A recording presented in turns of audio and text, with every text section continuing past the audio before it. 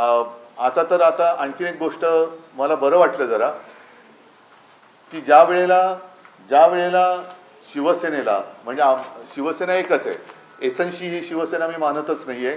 SNC हा एक गट आहे, त्याच्यामुळे त्या एसएनसी गटाबद्दल किंवा गद्दार सेनेबद्दल मी काय बोलत नाही.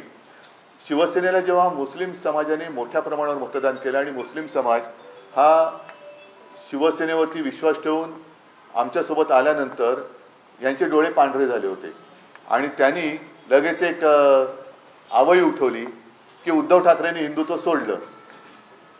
मुस्लिम लोकांनी शिवसेनेला मत दिलं, उद्धव ठाकरेंनी मत दिलं, तर हा सत्ता जिहाद आहे.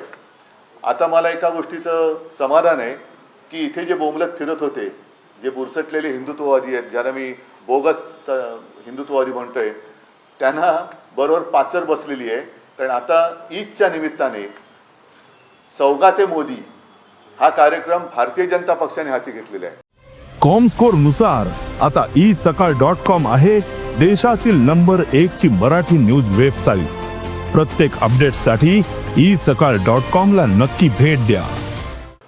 32 का 35 का 36 लाख मुस्लिम कुटुंबियांच्या घरी जवळपास 32,000 कार्यकर्ते हे भारतीय जनता पक्षाचे घरोघरी जाऊन त्यांना सौगाते मोदी हे देणार आहे.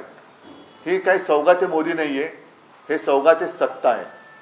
म्हणजे यांना सत्तेसाठी हे कोणत्याही थराला जाऊ शकतात. त्याचं एक निर्लज्ज उदाहरण आहे. महाराष्ट्राच्या निवडणुकीमध्ये बटेंगे तो कटेंगे हा नारा देणारे आता सौगात म्हणजे भेट द्यायला चाललेले आहेत. वर्षभर किंवा आयुष्यभर होळीच्या निमित्ताने मुस्लिम समाजाच्या नावाने शिमगा करायचा आणि निवडणूक आल्यानंतर त्यांना पुरणपोळी द्यायची, असा हा प्रकार आहे. पण याच्यात एक गोष्ट चांगली आहे की आमच्याकडचे जे काय उडाणटप्पू आहेत, ज्याचा उल्लेख अनिल परब यांनी आपल्या विधान परिषदच्या भाषणामध्ये केला आहे, ते सुद्धा आता टोपी घालून कशी ती सौगत घेऊन जात आहेत हे मला बघायचं आहे. एकूणच मी जे 1-2 वेळा बोललेलो आहे की तुम्ही आमच्यावरती हिंदुत्व सोडल्याचा जो आरोप करता, तर तो आरोप करण्यापूर्वी तुम्ही तुमच्या झेंड्यावरचा हिरवा रंग काढा. आता त्यांचं हे ढोंग उघडं पडलेलं आहे आणि हिरवा रंग तर ते काढतच नाहीये. मला फक्त चिंता अशी आहे की मोदीजी जे लोकसभेच्या निवडणुकीत बोलले होते, मंगळसूत्र चोरलं जाणार, मंगळसूत्र यांना देणार, आता हिंदूंच्या मंगळसूत्राचे रक्षण कोण करणार? कोणी आहे का हिंदुत्ववादी पक्ष? कोणाचं संरक्षण तुम्ही कोणापासून करणार? आणि हीच भूमिका तुमची कायम राहणार आहे का निवडणुकीपुरती राहणार आहे?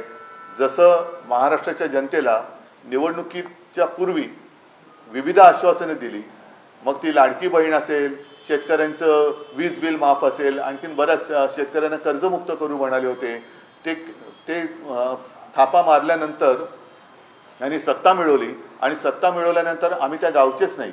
म्हणजे आता मला असं वाटतं की अजित पवारांचं एक भाषण मी ऐकल्यासारखं वाटते की माझ्या कोणत्या भाषणात मी शेतकऱ्यांच्या कर्जमाफीबद्दल बोललो होतो, अशा पद्धतीची वक्तव्य येत आहेत.